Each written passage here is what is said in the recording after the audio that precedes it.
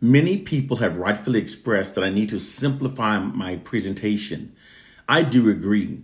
After all, when people are told that their perception of reality is an elaborate deception created by false narratives fed into society that falsely exalts whites and falsely marginalizes black people, that can be a lot to process. I do understand. I've also been told that my explanations should be made simple enough for a little child to understand.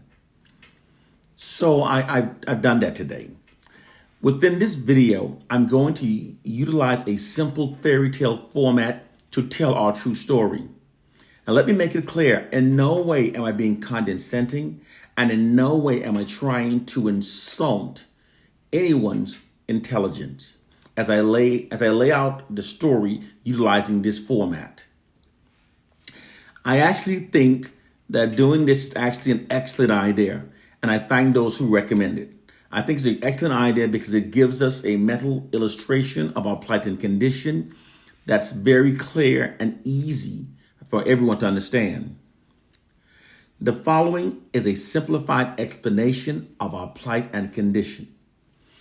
This story begins with a Neanderthal who owned a bakery. This Neanderthal was a terrible baker, and it was widely known that everything that he baked was rotten and that his bakery was filthy and filled with rodents. The Neanderthal baker learned of some smart melanated Homo sapiens. Homo is the Latin word meaning human or man, and sapien derives from the Latin word meaning wise or astute. The translation of Homo sapien of Africans is truly the wise humans. That's our true definition. That's what they gave us the name wise human. The Neanderthal baker determined that if he could capture a melanated Homo sapien to work in his bakery, it could become very successful. Earlier, this Neanderthal baker had acquired gunpowder from another group of Neanderthals from the Far East. That group of Neanderthals invented and used gunpowder to showcase spectacular firework events.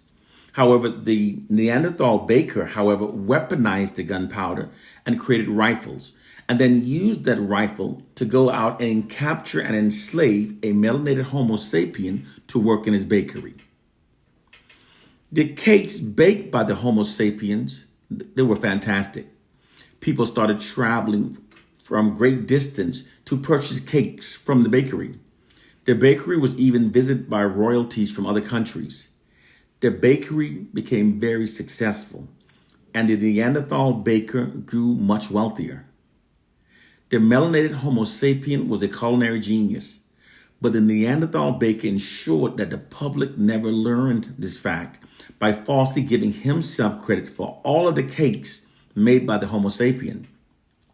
He also perpetually falsely denigrated and marginalized the narratives and image of the Homo sapien. And he told the public that the Homo sapien was a scoundrel who merely washed the toilets. The Neanderthal baker knew that as long as he kept control of the narratives and he kept the public believing that the false narratives, he could maintain his position of power over the Homo sapien, and he could keep things running as they were. The baker knew that true power lies in only what's perceived as true, rather than what actually is true, because people function based upon their perception of what's true, rather than what actually is true. Therefore, by keeping people believing that the Neanderthal baker is the one doing all the baking, and the Homo sapien is just the person who cleans the toilets, that he can keep things functioning in the same self-serving manner. Furthermore, the Neanderthal baker's exploitation of the melanated Homo sapien has provided him with an era of which he has flourished most. To allow this era to end would be directly against the interests of the baker. Therefore, rather than allowing it to end, the Neanderthal baker constantly develops more covert ways to allow him to continue his subjugation and exploitation of the melanated Homo sapien. This presented story illustrates the truth of our plight and condition. In the same manner that the baker enslaved, exploited, and falsely denigrated the image of the captured person, and then falsely gives themselves credit for the achievements of that person, this is precisely what the white society has done to black people. The white society has whitewashed its history books and perpetually feeds lies to the public that falsely exalts whites and falsely marginalizes black people. The public functions based upon those lies rather than a true reality. It's a perception management system designed for maintaining false assumptions and perceptions within a society that aids in maintaining white social dominance over black people. Perception management is a propaganda technique that involves altering the public's perception of reality to suit the objective of the ruling class. This perception management system is the reason why millions of people now believes that most inventions that have revolutionized the world, they believe were invented by Caucasians, and they perceive black people as being the leeches of society that haven't invented much throughout history. This false is believed by millions. However, not because many people believe something to be true doesn't make it true. It most often merely means that most people have all received the same false information. The true reality is the exact opposite from what the white society has manipulated millions to believe. Here's a relevant historical fact that they've kept out of their whitewashed history books. Within 70 years following the abolishment of slavery, and in spite of receiving no reparation and being wrought by cultural traumas of slavery and continued white racism, African Americans submitted 726 invention patent applications to the U.S. Patent Office. This is extraordinary under these circumstances and so closely following slavery. Moreover, these numbers more than doubled those of patents submitted by whites during the same time.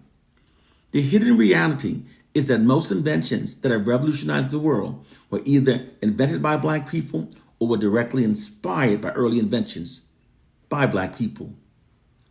This is the hidden reality. You see, white people invented the Patent Office and have always used it to steal the intellectual property rights from black people. In order for black inventors to get their inventions mass produced, they have to go before these white companies. These white companies acquires the rights to the invention and then places white faces in front of the invention. This scenario literally allows the white society to continue exploiting the genius minds of black people while maintaining the perception that is most inventions are coming from the minds of white people, which aids the white society in maintaining its social dominance over black people. The reality is, without black people, there would exist no internet, no cell phones. We wouldn't have cameras and microphones on our cell phones. We wouldn't have the accurate weather forecasting systems.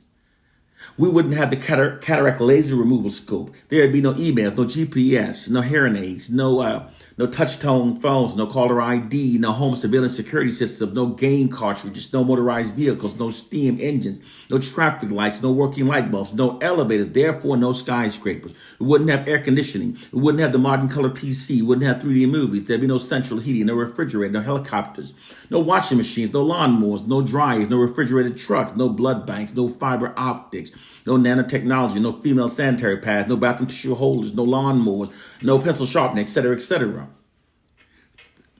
Through this perception management system that they put in place, the collective self-esteem of the white masses has been falsely bolstered at the expense of the collective self-esteem of the black masses. The white society is falsely scripted to keep the public thinking in ways that aids in maintaining white social dominance over black people. And they also discover by keeping us believing the fraudulent worst about ourselves or keeping all our narratives beneath them, it conditions us to accept our subordinate status within the white dominant society. This is the reality. And I've used that fairy tale to explain it. There's a perception management system in place. They've created a prison for our minds. One love and peace.